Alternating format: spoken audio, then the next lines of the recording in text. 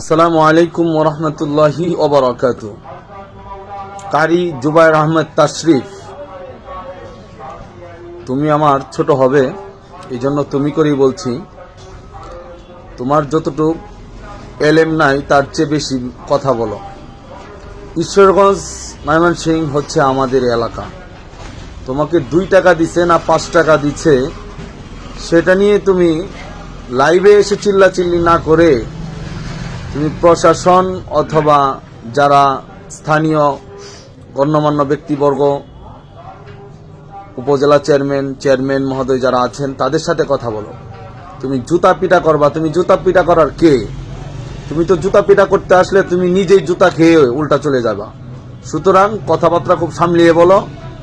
জুতা পিটার খাওয়ার জন্য তুমিও প্রস্তুত থাকো, কারণ যে সমস্ত ভাউতাবাজি আর ধান্দাবাজি কণ্ঠ দিয়ে শুরু করেছ, আর বাজেট ছাড়া তোমরা কোথাও যাও না, এইসব বাজেটি বক্তাদের খুব সাবধান করে দিচ্ছি।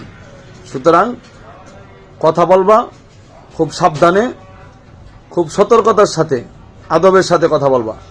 তুমি কমিটিদেরকে জুতা পিটা করবা, তাহলে তোমার লাইভে কেন, তুমি ভিডিও ছাড়ছো কেন?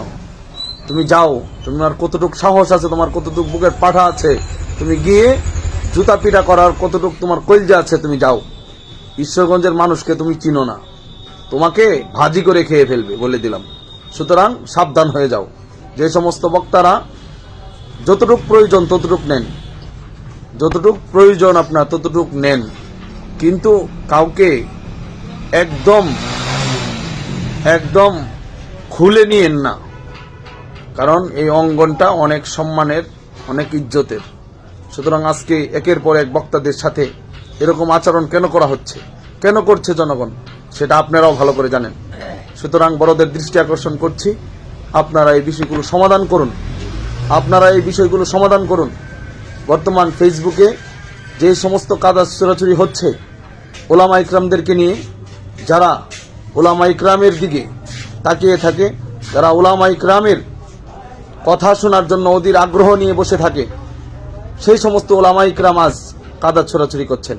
সুতরাং সবাইকে বলছি, আমি ছোট মানুষ, ভুল বেদবে হলে ক্ষমা করবেন।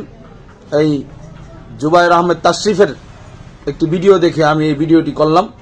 সুতরাং সে নাকি কমিটিদেরকে জুতা পিটা করবে। তুমি জুতা পিটা করার কে বেটা? তোমার কতটুকু কলজা আছে? তুমি ঈশ্বরগঞ্জে গিয়ে তাদের সামনে গিয়ে কথা বলো। তোমার তো সামনে কথা বলার সাহস নাই, তুমি গাড়িতে উঠে একা একা লাইভ করো। বেটা ফাইজলামি ছাড়ো, ভালো হয়ে যাও বলে দিলাম।